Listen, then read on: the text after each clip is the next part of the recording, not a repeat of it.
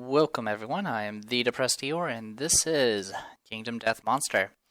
So, we're going to be starting a new campaign, and there's going to be, you probably have already seen there's there's some different stuff on the board. Most of it's just expansion stuff, most of it we're not going to be using, but in general I've updated my Roll20 module to include almost everything from the expansions, thanks to the people that did the tabletop simulator module. I was able to get the card images from that and bring them to my Roll20 module. So thanks to those people. Anyway, so there's going to be some changes in general as far as how I'm going to be running this, as well as I'll be talking about the campaign itself, because obviously it's going to be a bit different from the previous one. So let's go ahead and start with what the campaign's going to be. So we're going to go ahead and bring it up right here. There we go. So the primary thing is I am going to implement a game variant. I am going to go ahead and implement hero mode. What this does is it makes your survivors legendary immortal heroes. Whenever a survivor dies, they are merely knocked unconscious and they check their skip next hunt box on the survivor record sheet. Unconscious survivors return to the settlement at the end of the showdown, even if the whole group is rendered unconscious, so they can't die. I have read in the FAQ there are ways to still lose hero characters, but for the sake of just not worrying about it, I'm just going to assume all the stuff that I usually consider death to just cause unconsciousness. So, you know, if you have a head explosion, you'll just go unconscious instead. If you end up getting banished, which is usually, considered death because you're getting banished into the darkness, I'll just consider that just being knocked unconscious. If you get replaced by an evil clone, I'll consider that being knocked unconscious. And things like, if you end up, like, even ones that are kind of weird, like being trapped like in a hole that closed up behind you, and that's supposed to mean you're trapped forever and you die, I'll just say they get out and they're unconscious. So just assume everything that's supposed to be considered death to be unconsciousness, even if it doesn't exactly fit coherently in the story. It's just easier than to second guess it. So, no death, you just get knocked unconscious. Now, some of you guys might be very happy about that, because I know some of you, on my previous playthrough, that people are worried about some of their favorite characters dying. Be careful what you wish for, I guess, is the only thing I'll mention right now. Anyway, the other benefit of hero mode is, in addition to getting +1 survival when you name your character, you will also get the option of to increase one of your stats by +1. You can increase any stat except for movement. So accuracy, evasion, strength, luck, or speed, you get to pick. And I haven't picked for the characters I have yet, but I'll do that on screen in just a bit. So there you go. There's the game variant, hero mode. Obviously, I'm also doing solo play, so there's not going to be a monster controller and things like that, so no worries there. Anyway, and I'm also going to do a custom campaign variant, and I'm going to be doing the 7 Swordsmen. I believe I mentioned when I discussed things like campaign variants and challenge scenarios that 7 Swordsmen by itself seems pretty unlikely, but I figured if I could bind it with hero mode, it might make for an interesting playthrough. So, 7 Swordsmen start a campaign with a population of 7. Each survivor starts with the Ageless ability from the White Secret Story event and has the Sword Weapon Mastery. So what this means is, Ageless means you will, you can choose whenever you finish a hunt, or whenever any situation where you gain hunt XP, you can choose not to gain it. Also, if you are retired, I believe you can still fight. So there's that option. So no matter what, we can get ourselves in a situation where we're not aging. And so these 7 characters will remain. The 7 swordsmen will never be bothered with people outside their settlement, thus the settlement can never gain population. The swordsmen never roll on the intimacy table, as there is no love in their hearts. So we have a population of 7, we cannot gain population, and thanks to the hero mode, we're not going to technically lose population either.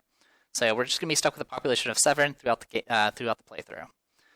And the only thing I want to talk about is the Sword Weapon Mastery. Something I've read about the masteries, it's a little weird. It was kind of, because usually how it works is if you ever switch weapons, weapon proficiencies, it means that any proficiencies you had for the previous weapon are gone. But if you do achieve mastery, you actually get an innovation for that. And that innovation will stay as long as that person that got mastery stays alive. They can freely switch to a different weapon and lose all the proficiency slots, and they'll still have mastery. So just keep that in mind, that if there's ever a situation where any of my swordsmen suddenly lose proficiency points or something from, like, a brain trauma or something like that, they will still have their weapon mastery. And they'll also still have their proficiency, because obviously all of them are masters, which means all of them are proficient. So just keep that in mind so there's no confusion. Alright, so 7 swordsmen, hero mode, straight up. For the most part, this does mean I'm going to be focusing more on, sword weapons. But that's okay, because I kind of want to just show off a lot of expansions. So speaking of expansions, which this one has stopped responding, there we go.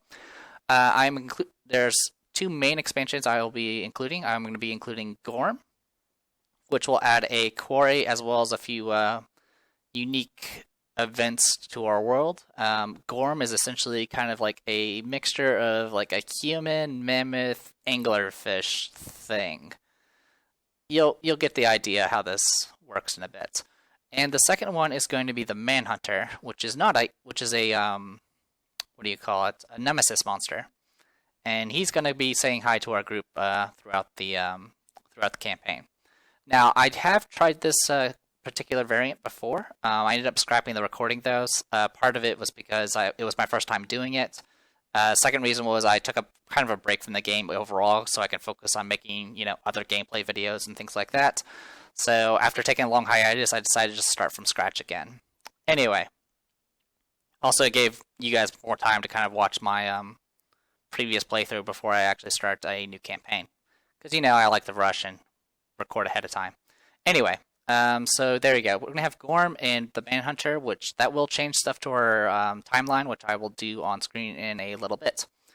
So, oops, wrong screen. We'll talk about that in a bit. Anyway, so with that being said, now as far as expansions are concerned, I'll be including everything that's involved with Gorm and the Manhunter. I am also going to be including almost all the disorders and fighting arts that I have available, which means from all expansions I have available, which is pretty much everything except for the Dung Beetle Knight expansion. So I don't have any of the cards from the Dung Beetle Knight expansion. Everything else I have card images for, so I can use them. Now, a few exceptions to this rule, of course, is in the case of disorders. If I get a disorder from the expansion disorders that is something that cannot possibly hinder me in any way, let me take a step back. If it's specifically designed for a mechanic that is not applicable with my current scenario, I will not use it. I'll just draw a new one. For example, on my scrapped recordings, I end up getting something called controlophobia. So controlophobia is from the Spidercles expansion, and it is you are deeply afraid of being the monster controller. While you are the monster controller, double any damage you suffer. I'm playing a solo campaign, so there is no monster controller, so this disorder does nothing. So in the case of this one, I will just draw a new one. So just be aware, I'll be making that judgment as we go along. I'm not gonna list all of them that don't apply. I think there are a few. I mean, a few of them I've already X'd out. Like for example, spiral ganglia I've already X'd out because this is purely for the Slenderman. It's designed for the Slenderman campaign. It's not designed for anything else. And the same thing I'm applying to, of course, fighting arts. I have all the fighting arts, but I think there's really only one that stands out that's kind of like it doesn't apply to anything, and that's Blotted Out, which is also from Slenderman. Blotted Out, all it does is it's a fighting art that every time you get a brain trauma, you get a bleeding token, which by itself is awful. That's actually a detriment. But, well, mostly a detriment. Practically like 99% of the time, it's going to be a detriment. But in the case of the Slenderman expansion, this card is actually useful. But since I'm not doing the Slenderman, I'm not going to include this card. So if I end up drawing this card, I'll just draw another one. So just be aware of that. Everything else should be fair game, I believe. Yeah, I believe everything else is fair game. Alright, so expansion stuff taken care of.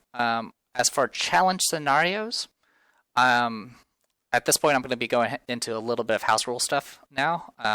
Obviously, some of the house rules I usually apply don't apply for this one because obviously I don't get as many principles. But but I'll go ahead and start with this. It's a house rule and it's also a challenge scenario. In one of my previous playthrough videos where I talked about challenge scenarios, I actually did the Eye of the Survivor challenge scenario. So if you want to watch it, go and watch it. I show exactly how it's done. And I explained that it's great to do one time and maybe show off some stealth mechanics to your friends, but after you do it once, there's really no point in wasting your time setting up the board every new campaign to do this one particular event. So I'm just going to assume that I did Eye of the Survivor on year 1, and I'll get the reward for it at the beginning of year 2. So at the beginning of year 2, instead of drawing a settlement event like you usually do, Aya's just going to show up and give us her spear, which is just a 2/7/3 spear that can be paired with the sword, which the sword is a 2/7/3 sword that can be paired with the spear. So gives me a little bit of a boost in the beginning and helps me avoid, too much settlement event garbage that tends to kill me. And yeah, that's about it. I think that's it for the challenge scenarios. I'm not going to do any others. They're not really, to be honest, they're not the best. I usually just do Aya because it gives you a nice little starting boost, which you definitely need for the year 1 and year 2, or year 2 rather. Anyway, any other house rules I want to think of? Because usually I talk about things like, survival of the fittest and things like that, but that's not going to apply for this playthrough. There is one other thing. Usually, if you get 5 innovations, you end up getting the Hooded Knight. You guys if you've watched my previous playthrough, you'll know what the Hooded Knight is. It's where the Twilight Knight shows up and there's a chance that he'll hand out his sword.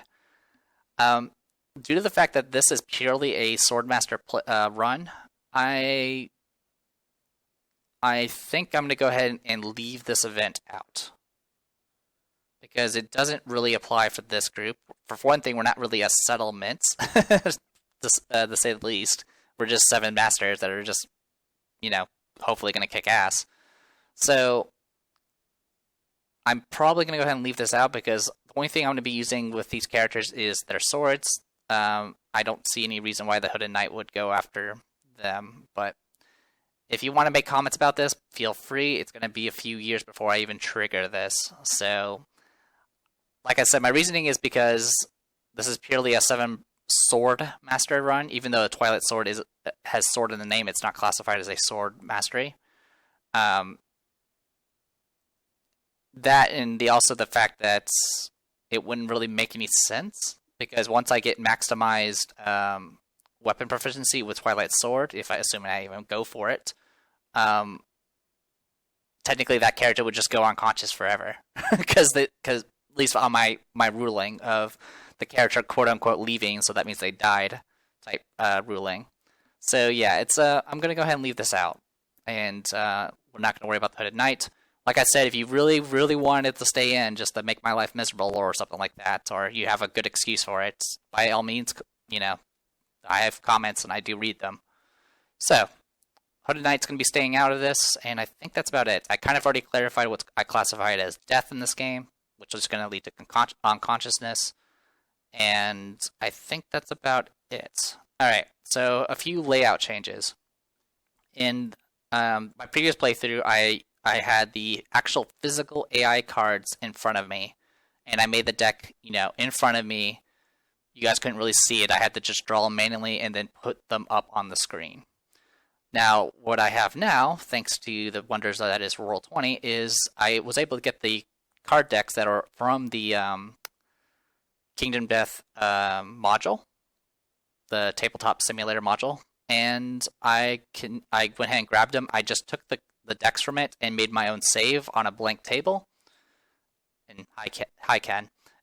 So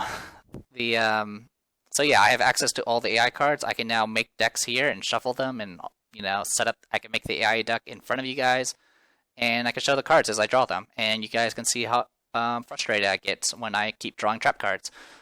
I've been talking about AI cards, but I also did it for hit locations. So we have all the hit locations here. So here's Strange Hand, and look, here's Claw, and all that good stuff. So you guys can now see all this good stuff. I'll try my best to kind of slow myself down because I tend to go very quickly because it's just me playing and I'm trying to explain and keep the game going. but I'll try my best to kind of pause and let you guys kind of see the card and then kind of go from there. I kind of have most of the cards like memorized, I guess you can say. Like once I see the card, I know exactly what it does, and I kind of just glaze over it because I can recognize the look and the title and what reactions are tied to it. But I'll try to slow down so you guys can see it as well. All right. With that being said, I'll go ahead and show off. So if you guys remember that the intro combat is with a white lion with a customized deck. I've already made the customized deck here. If you look at it, I have Power Swat, Size Up, Chomp, Grasp, Enraged, Maul, and Terrifying Roar. So I'm going to go ahead and shuffle this. And then I'll put Claw on top, because that's hard-coded. Same thing here. I have Strange Hand been removed, and I'm going to shuffle this deck of hit locations. And put that on top. So there you go. Those are taken care of. And, alright. So, let's go ahead and quickly go over the expansions. So, Gorm, some stuff there. The Gorm travel enormous distances in their life cycles, shaping the landscape with their enormous appetites and extreme bodily functions. Young Gorm roam the darkness, devour anything that moves and many things that don't. During their mating season, older Gorm produce storms of incredible destruction. Ancient Gorm that have lived hundreds of lantern years will make a final solitary march to the fabled Gorm yards to die. The Gorm is a volatile quarry, but the complexity of its anatomy can unlock powerful tools for the settlement. So what this does is it's going to add an event. If you look here, it says the rules for adding it to a new campaign. I'll zoom in for that. Add the approaching storm to the settlement's record sheet during Lantern Year 1 on the timeline. Trigger this event after returning Survivor's event. So, Year 1 on the timeline, we are going to be adding, let's see, what's it called again? The approaching storm. So we'll go ahead and add the approaching storm. Go ahead and bold that. All right. And that's pretty much all we need to add for the Gorm rules. For the obviously, if we do have to do any story events, I'll have to pull them up from this PDF, which will actually be soon, because obviously that's going to be Year 1. Anyway, for Manhunter, that's kind of blurry. Let's zoom in a bit so I can try to read this as best as I can. Hailing from a faraway city, the Manhunter is a sadistic killer. It brutally executes survivors, cowing settlements into willingly submitting people to it. No one knows why it abducts survivors or what they are used for. Only that once taken, they are never seen again. Settlements will have to choose, take up arms against their fellow man, or accept the blood tax. The Manhunter is a brutal foe, preferring to break enemies' bodies before ending their lives. If it can be defeated, the scarred survivors will benefit from the monster's invaluable hunting tools. If not, the settlement can submit to its will and trade their kin for resources. So this is kind of unique, because not only can you get some fancy tools from this from beating him, but if you lose against him, you can essentially trade your people for potential resources, which is kind of nice, but it also means that it's kind of like having a minor armored stranger showing up at your doorstep every once in a while if you can't keep this guy under control. Anyway, as for adding him to the new campaign, I have to add the Hanged Man to the settlement's record sheet during Lantern Year 5 on the timeline. So Lantern Year 5, which is Hands of Heat, we get the Hanged Man.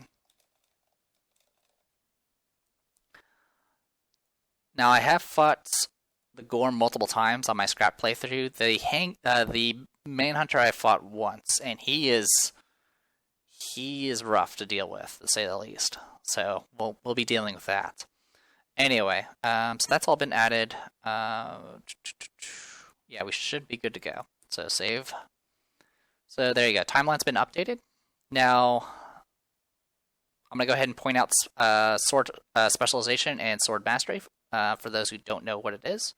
So sword specialization. When attacking with a sword, after drawing hit locations, make a wound attempt, then select a hit location to resolve that result.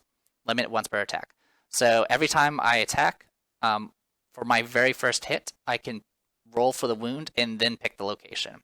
Of course, if I only drew one hit location, that obviously I can only pick that one. This is really useful because it can give you a little bit more control about controlling your failures as well as controlling your crits and successes. Now, the bad part is it does have a hard counter, and that is in the form of First Strike, which means, anyone who doesn't remember, First Strike is a hit location that you have to strike first, no matter what. If you don't get a choice. So that pretty much negates the specialization. It does negate some other specializations. It kind of weakens Qatar Mastery and things like that. But in the case of Sword Mastery, it's a hard counter. It completely disables the benefit of Sword Specialization. So that's the weakness of it. But the good news is, besides First Strike, you get to you have a lot of control about how you handle failures and things like that. Now, granted, this only applies when using a sword. So in this first battle where I'm using freaking Founding Stones and Fist, it's not going to matter much. Alright, that being said, Sword Mastery is pretty straightforward. A Sword Master gains +1 accuracy, +1 strength, and +1 speed when attacking with a sword. I've already got that noted on everyone's character sheets. So Sword Mastery, +1 accuracy, strength, speed when using a sword. It's a pretty nice buff, and it's nothing fancy, really. But yeah, it's not too shabby. Can't really complain. Anyway, the last thing we need to do, of course, is we've named our characters, and I need to set their genders. Now remember, since I'm playing on hero mode, I get +1 survival for naming my character, and I can increase one of their stats, except for movement. So I can increase either accuracy, strength, evasion, luck, or speed. In my scrap playthrough, I did like a mixture of I did like 2 people with luck, I did 2 people with speed, and 3 people with evasion. I think speed's a bit overkill, especially since you have Sword Mastery, which gives you speed already. Accuracy is not really a big deal for sword users, because swords are pretty accurate as is, and with Sword Mastery, it's even more accurate. Essentially, with a scrap sword, your accuracy is a 4+, right off the bat. So, honestly, you don't need accuracy. So, and speed's kind of overkill. You don't really want to attack that much, even against characters that have, annoying things like the Kingsmen, battle pressure things. I found that it makes things a little too out of control. And once you get things like Surge and stuff, it's pretty ridiculous. So that really kind of splits me between strength, evasion, and luck. I definitely recommend getting a few people with luck, just so you can have someone that can handle like crits and stuff like that. Obviously, the safest bet is giving everyone evasion, because obviously that means they get hit less. I don't really want to give the entire group the same stats. I kind of want to, give some variation. So let's go ahead and go with, I'm going to go with, let's see, Kangara, Mira. Oh, I haven't even talked about our new characters. I'll fix that in a second. So let's actually do that right now. So remember, we have 7 characters, because this is the 7 swordsmen. From left to right, we have Yorihime, Yumiko, Yomu, Momiji, Tenchi, Mera, or Mira, how I wish to pronounce it, and Kangara. I pretty much picked Toho characters that all essentially use swords, which is pretty much all of them. So, there you go, those are their characters, so let's go ahead and pick our stats. So, Tenchi is going to have +1 evasion, because she's all about defense. Momiji is also going to have +1 evasion. So I'll go ahead and set their survival to 1. Let's see. I'll go ahead and have Kungara have +1 evasion. Mira is going to have +1 strength. Yomu is going to have +1 strength. And then Yumiko and Yorihime are going to have +1 luck. So Yumiko and Yorihime, I'm hoping to try to get, crits with them so they can get more resources for us. Mira and Yomu, usually I don't worry too much about strength, because obviously I hunt like level 1 quarries and stuff like that, but I've always found myself in those situations where I just barely miss wounding a target or something like that, and so I'm hoping with characters like Yomu and Mira, I can just, get their strength bolstered and all that good stuff. So besides that, I think that's everything. And obviously, Momiji, Tenchi, and Kangara are going to be kind of, hopefully, a bit more tanky. Alright, so that is our layout. not much to say here. At this point, we need to start the first encounter, and I need to pick some characters to fight with. So I'm going to go ahead and take in Yorihime. Actually, sorry. Do I want to take Yorihime? For this fight, I technically don't need to. Why not? We'll take Yorihime. We'll definitely take Mira. We'll take Tenchi. Actually, sorry, we'll take Momiji. And we will take Yomu. Actually, no, we'll take Yumiko. There we go. So that's been taken care of, so here we go. Those characters have been added to the battle. And let's put them in the right order here. So Mira and Momiji. So there you go. So we have Momiji, who has +1 evasion, Mira, who has +1 strength, and the 2 luck characters. Okay, and yeah, we'll see how this goes. So, just like always, we need to set up ourselves up 6 spaces away from the White Lion. Obviously, it's going to go first, and there is no terrain for the first encounter. A White Lion does have some stats to deal with, which I can pull up right here. There you go. So this is with a custom deck list, first story level 1, movement 6, toughness 6. And on the opposite side is the basic action if we ever need to pull it up. Okay. Alright, so that's been taken care of. Alright, I think we're about ready to go. Sorry for rambling on. The way I'm going to be doing these videos is going to be year by year. So the videos are going to be longer, but since this is going to be a smaller population, I'm hoping to kind of get through things a little bit faster. Then I've already gone over the details of the rules in a previous playthrough. Anyway, so with all that said and done, let's go ahead and get situated. We want to do something like that. Alright, so everyone should be 6 spaces away. They are. Alright, at this point we can go ahead and start the battle. So White Lion does go first. First card is going to, of course, be Claw, because it's hard-coded to be so. I get to pick the target, closest threat facing in range, and it's 2 speed, 2 accuracy, 1 damage. I'm going to target Momiji, and go from there. So, roll 2d10. Both hits. Now, this would actually hit on 3s because Momiji does have +1 evasion. So, 2d6. Bolt to the head. Alright, that's good. That's a good start. What a great way to start the game. Alright, I'm going to go, obviously, I'm going to have to spend my survival to dodge and take 1 wound to the head and get knocked down. Maybe we'll have our head explosion early. So there you go. She is knocked down. It is now our turn. Now, I do know that the first hit location is going to be Strange Hand. So for Mira, she's going to go ahead and throw her Founding Stone. So, top card, Strange Hand. Critical hits is I could spend 1 survival to treasure this moment and gain +1 speed from hacking off the monster's hand. And it is a persistent injury, so you do keep it in play. So I'll just put it over here. Okay. This does do a wound as well, so you guys can now actually keep track of the wounds a little bit better, because it's based off the AI deck. So I take the top card, and I'm just putting it face down there. So I don't know what card has been removed.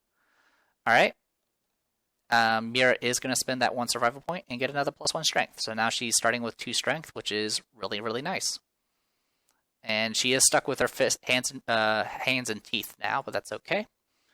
And now it is everyone else's turn. Momiji can't do anything. She is knocked down. I will go ahead and attack with Yumiko.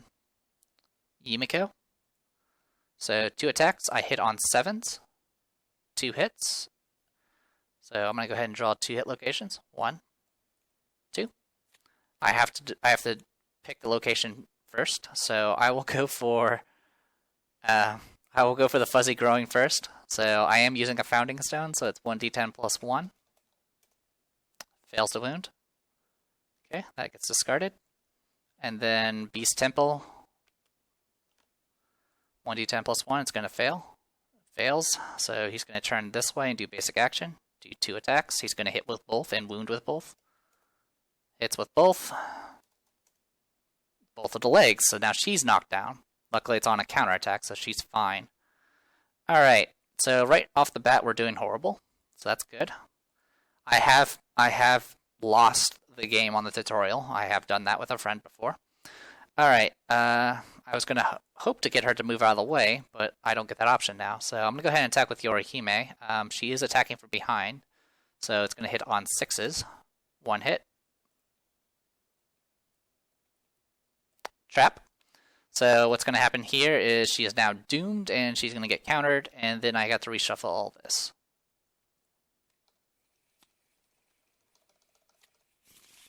So this has actually been I have had bad starts, and this one's pretty close. Both hits. That is body and arms. So body and arms. Okay, great. That went well. Alright, it is now Monster's turn. Monster's going to draw an AI card. It gets Size Up. Random threat in field of view. Which is going to be Mira and Yorihime. So I'm going to roll 1d2. 1 is Mira, 2 is Yorihime. It's going to be on Mira, so I get to roll 1d10. And thankfully, it finally failed on something.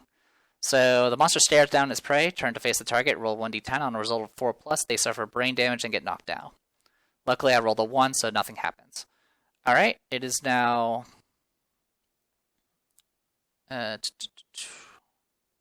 It is now our turn. Both characters get back up, which is great. And yeah, we can try this madness again. So I'm going to go ahead and have Yorihime move first so she can get out of the way. I'll roll 2d10 and hit on 7s now. 1 hit. I did shuffle the deck. Beast Elbow. 1d10 plus 1. I wound, barely. Remember, it does have 6 toughness in this tutorial fight. So top card gets removed, and this card gets discarded. Okay, good stuff there. Also, the Strange Hand did not get reshuffled because it is a persistent injury. It stays in play. Okay, so that's been taken care of. That's great. Next, I will go with... I don't really feel safe using anyone else, so I'm going to go ahead and go with Mira next. 2d10 hits on 8s. 1 perfect hit. Beast Chest. Okay. Its Fist have no strength, but she does have +2 strength naturally, so 1d10 plus 2 fails. And this is going to cause it to run forward and grab anyone that's in the way. So it's going to go 1, 2, 3, 4, 5, 6. And yep, that is it for that. Yorihime can't reach. Momiji. Who can tank this? I guess is a good question. I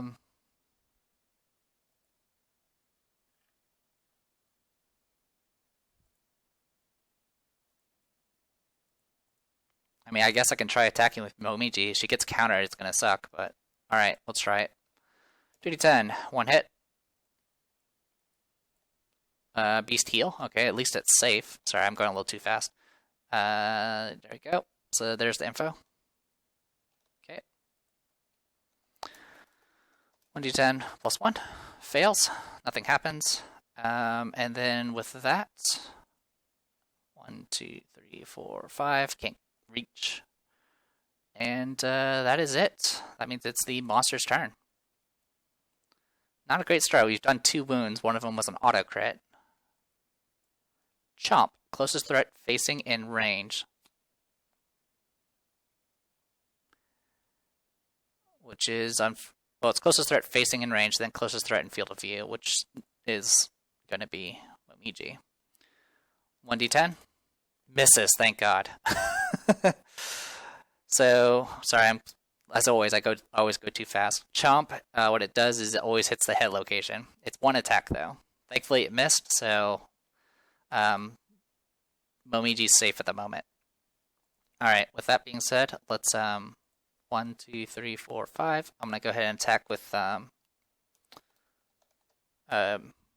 Mira. One hit because I am attacking from the blind spot.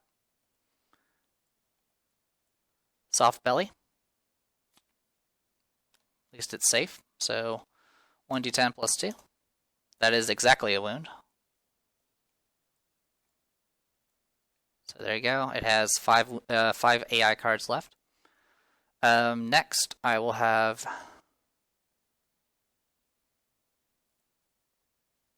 Who do I want to go next? I wasn't expecting to take such heavy wounds so quickly. Alright. One hit with the Founding Stone. Straining Neck. Okay. 1d10 plus 1. Fails. Okay. Next is, I'll go with Yumiko.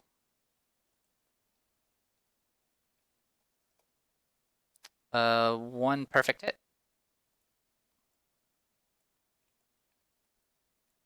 Beast Tail.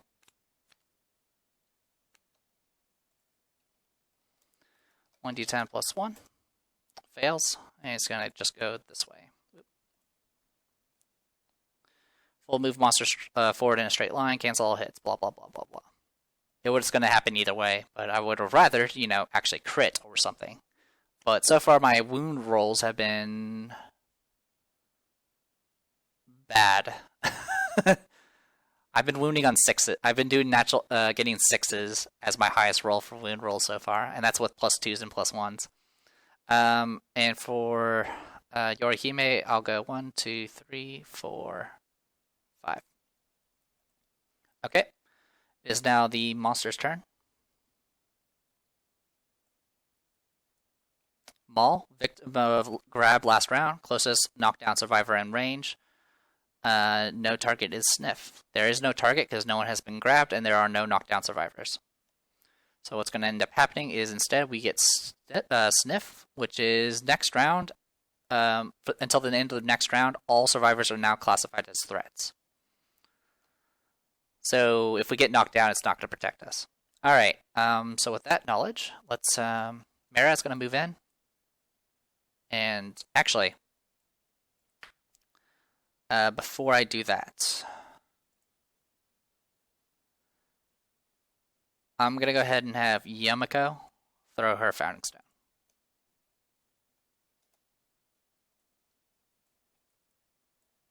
Beast Temple. This is an auto hit, auto crit. And what this is going to do is it's going to cause a persistent injury, and we can make it so there's a 20% chance every round that it's not going to act. So there you go. And this does do a wound. So right now there are 4 cards left. They're all in the discard, so I know exactly what they are. They have Claw, Size Up, Chomp, and Maul. Okay, so that does give us some control. Alright. And then for Yumiko, I'll just move her away a little bit. Okay.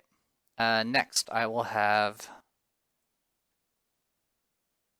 Mira move in and attack. Attacking the blind spot with Fist. Hits on 7s. No hits. Also, just to make sure I did remove the right ones, didn't I? I didn't remove the right one there. I said Yumiko throws her stone. Sorry about that. Get a little confused there. But I am keeping track of the Founding Stones. I used 2 of them, so that's good. Alright, now with that said and done, let's go ahead and attack with... we will attack with Yorihime. 2 attacks, hits on 6s with the Founding Stone. Double 1s, that's great. Very good. I will go ahead and... Yumiko, you have survival left, so that's good. Momiji, you don't have survival left, and your head's going to explode. So we'll back you away, and we'll decide from there. Alright. Unfortunately, it's the monster's turn, so first things first, this persistent injury will trigger. We have to draw the AI card first, so it's going to be size up. Now I'm going to roll a 1d10 first and see if it's a 1 or a 2.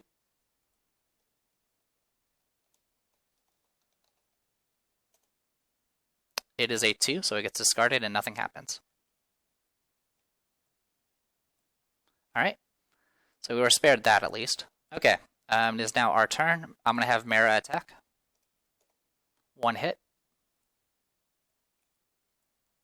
The Beast Knee. Alright, pretty safe, and yeah, it's pretty safe. Alright, 1d10 plus 2, because of her plus 2 strength. Fails the wound, of course. I'll go with Yorihime next, I guess. 1 hit. Wow, my rolls are awful. And I'm getting close to that trap card. The Beast Ear.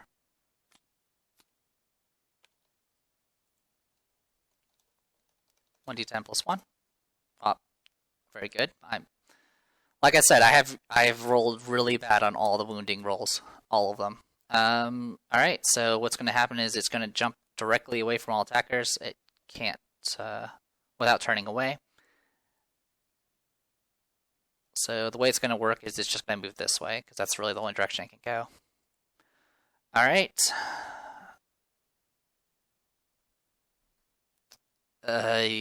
Yumiko. Hits on 8s now, because she's using her fist. 1 perfect hit. Beast Flank. This will get priority target if I wound.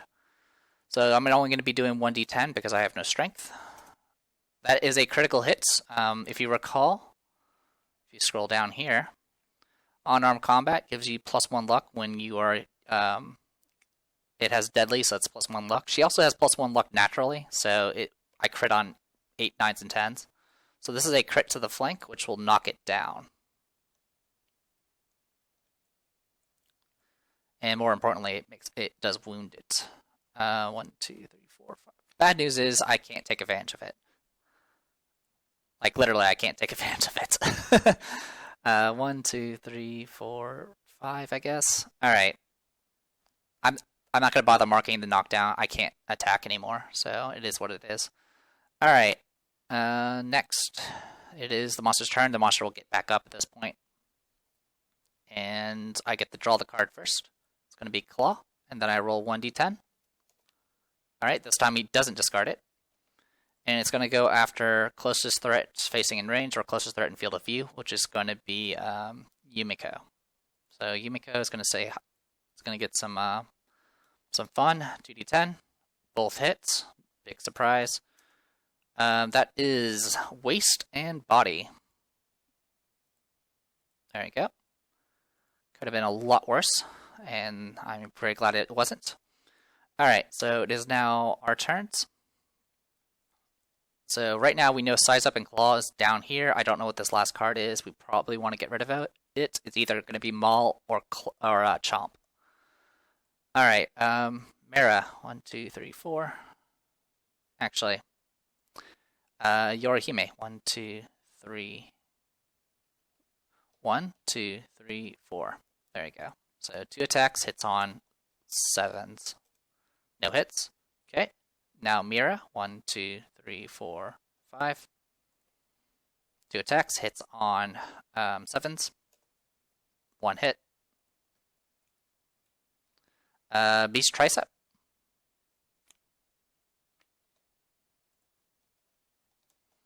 (1d10 plus 2). Really? I've rolled so many tubes on wounds, it's kind of ridiculous. Alright, 2d10.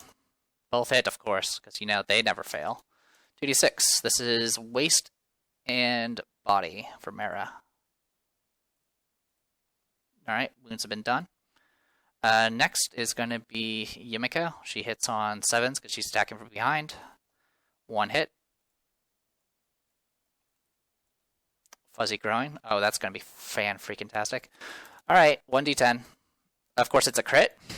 So I do a wound, but now this line is pissed, and it's going to go after Yumiko until the end of time. So that just happened. Yeah, that's a problem. That's actually a... Well, it's not too bad. Maybe. But anyway, let's go ahead and mark this. So, +1 damage token. And for those who need to see it again. Priority target's going to be on Yumiko until the end of time. And we also do get the White Lion's balls. So, let's go ahead and grab that real quick. So, monsters. White Lion, resource, lion testes. There you go. So we did get an organ for free. That's good. It does have 2 wounds left. Now the big issue is, of course, counterattacks are going to hurt like hell now too. So I'm not exactly happy about that either.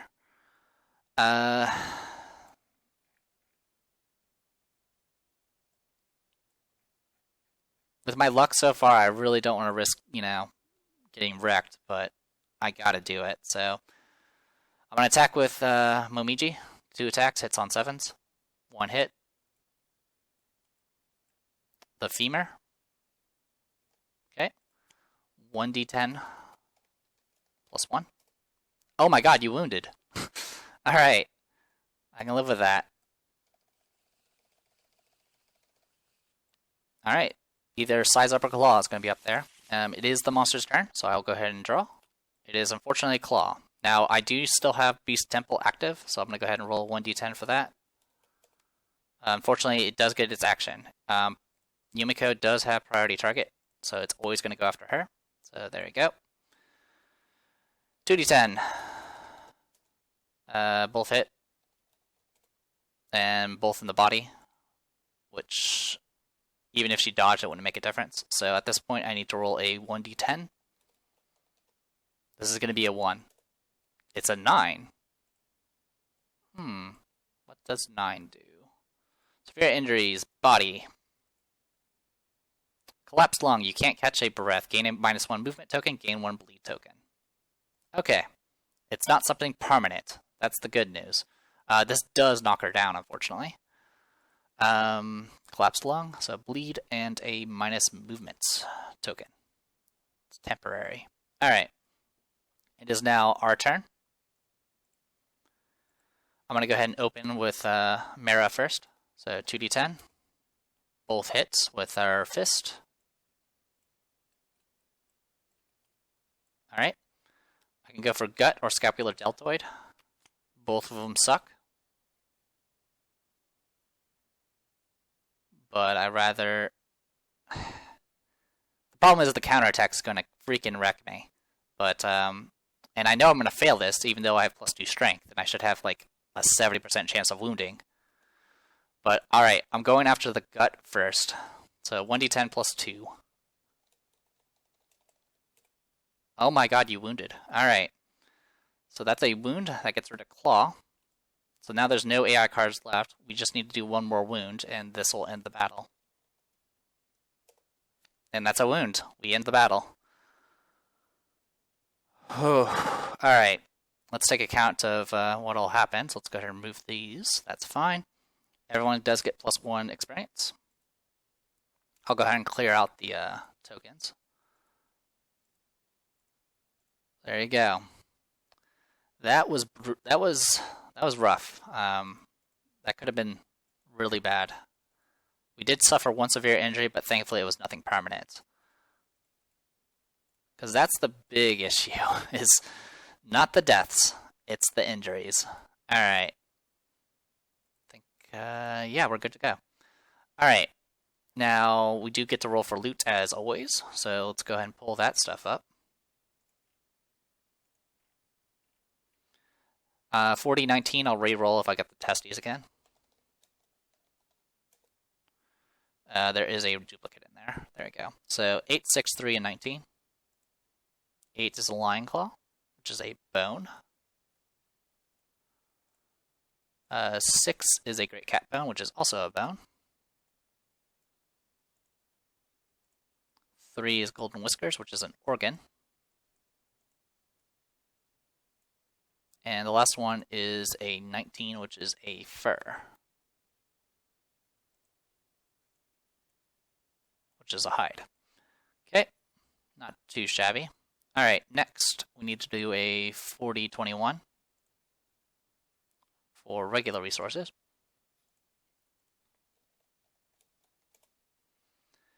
4, 8, 9, 13.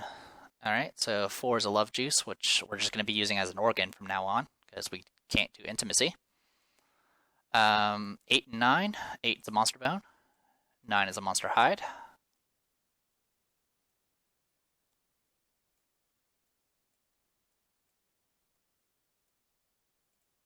And the last one was 13, which is another monster hide. Okay. So looking at this, we'll have at least 2 bones to spare for dealing with, to get ourselves some weapons, because obviously we're going to need bone blades to take advantage of our, masteries. Obviously, love juice is now just going to be considered just regular organs, which is good and bad. Well, actually, it's just good for the most part. We now have more resources to play with because we don't have to worry about intimacy. Obviously, the bad part is, well, let's go over the bad part, shall we? Our population is stuck at 7. Now, this does a few things. One is we'll never, ever, ever trigger Principal Society, which means we'll never get to pick, we'll never get, what is it called? Accept the Darkness or Collective Toil. Which is bad because Accept the Darkness is a way to keep yourself from dying from brain traumas. So we don't have that. The other thing is we can never get a new life, which means we can never get anything like, I don't know, Survival of the Fittest, or, well, Protect the Young doesn't really matter, but we can't get things like Survival of the Fittest, which would have given us additional survival. Also, since no one can die, we can never get Principal Death, which means we can never get Graves, which would have given nothing too special, but First Harvest would have given us another +1 survival. So, essentially, we're not going to have as much survival to work with in the long run, unfortunately. The other thing is, obviously, the thing to worry about is not deaths, but injuries. Because these characters are not going to die, they are going to suffer, to put bluntly. Because, yeah, your character might have survived everything, but, because, might have suffered enough bleed tokens to die from injuries, but, they get knocked unconscious, and they wake up and they have, two dismembered legs, and they're blind, and they lost an arm, and they have a broken rib. Those injuries are going to add up, and that's the thing we're going to have to deal with, and that's why I was super worried. Like, it's like, oh wow, you just get knocked unconscious. No, I'm not worried about being knocked unconscious. I'm worried about getting stat debuffs, because those are going to stay forever, and we have no replacements for these characters. What we have right here is what's going to carry us through till the very end. So, that being said, I'm going to go ahead and just knock out our settlement. Well, actually, no, I won't do that yet. At this point, I think it's about time we go ahead and call it a video, because we just did Year 0. When we come back, we'll be dealing with, of course, Year 1, which is going to introduce our quote-unquote settlement, and, of course, the wonderful, wonderful Gorm event that we'll get to experience. So, I am the Depressed Eeyore, and this was Kingdom Death Monster. See you guys later.